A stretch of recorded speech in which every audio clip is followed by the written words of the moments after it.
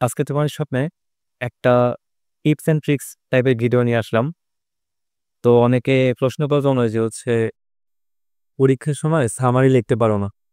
আবার অনেকে এরকমও পারে যে এই সামারি যে প্যাসেজে দেওয়া থাকে, যেই প্যাসেজে লিখতে হবে, যেই প্যাসেজ থেকে সেই প্যাসেজটা হুবহু একদম তুলে দেয়, কপি করে দেয়। কিন্তু আসলে সেরকম বললে হবে না। অনেকে আবার নিজের ভাষায় লেখে কিন্তু ফুল মার্ক পায় না। তো তাদের জন্য আজকে একটা ভিডিওটা কিভাবে সামারি লিখতে হবে।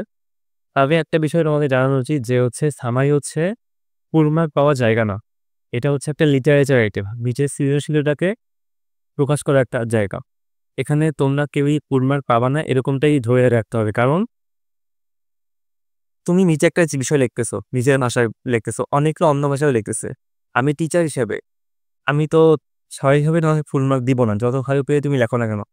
তো এই জিনিসটা মাথায় রাখতে হবে। তবে কিছু নিয়ম ফলো করলে তোমরা এখানে ৮, ৯, ৭, ৮, ৯ পেয়ে যাবা। ঠিক আছে? এখন নিয়মগুলো কি সেটা একবার দেখাই দিই তোমাদের। প্রথমত তোমাদেরকে যেই কাজটা করতে হবে যে ৫ থেকে ৬টা বাক্য লিখতে হবে। মানে ৫ থেকে ৬টা বাক্যের বেশি তোমার সামারি বাড়ানো যাবে না। ঠিক আছে? দেন পরের নিয়ম যে একটা প্যারাগ্রাফ আকারে লিখতে হবে।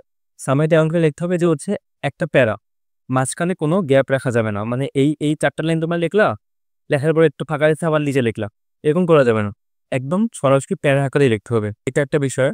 দেন অ্যাসার্টিভ সেন্টেন্স মানে বিবৃতিমূলক বাক্য। মানে তুমি যেই ভাষায় কথা বলো সেই ভাষায় তোমাকে চেষ্টা করতে হবে যে সামারিটা লেখার। পরেরটা যে নিজের ভাষায় লিখবে। সামারি তোমাকে প্রথমেই যে বললাম যে হুবহু কপি করা যাবে না। হুবহু কপি করলে তোমরা মার্ক একদম কম পাবে, মার্ক দিবেই না টিচার।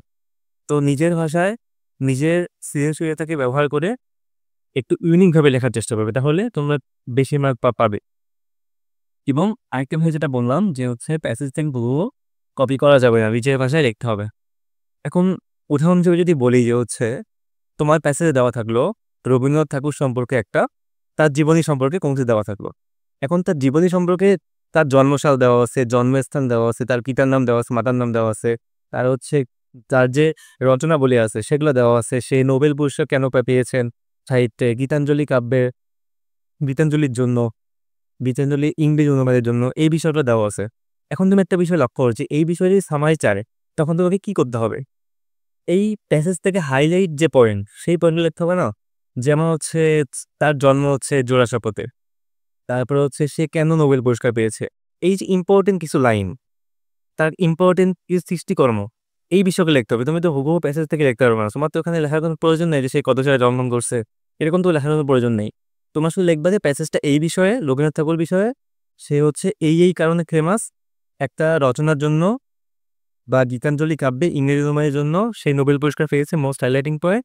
এবং তার যে এই রচনাগুলো রয়েছে সেগুলো আমাদের জীবনে বা আমরা কীভাবে নিজের জীবনে ইমপ্লিমেন্ট করতে পারি, এই জাস্ট ৪ থেকে ৫টা লাইন এতটুকু লিখলেই তোমাদের সামারি ডান। আশা করি ৮ থেকে ৯ এমনি দিয়ে দেবে তোমাদের দিকে। তো আবারও বলতেছি, সামারি একটা সৃজনশীলের জায়গা। এখানে কুড়মার্ক চিন্তা করলে হবে না। তোমার তবে চেষ্টা করতে হবে যে এই নিয়মগুলো ফলো করে কীভাবে সর্বোচ্চ মার্ক নেওয়া যায়। তো আজকের মতো এতটুকুই। আসসালামু আলাইকুম। সন্ময় সবাইকে।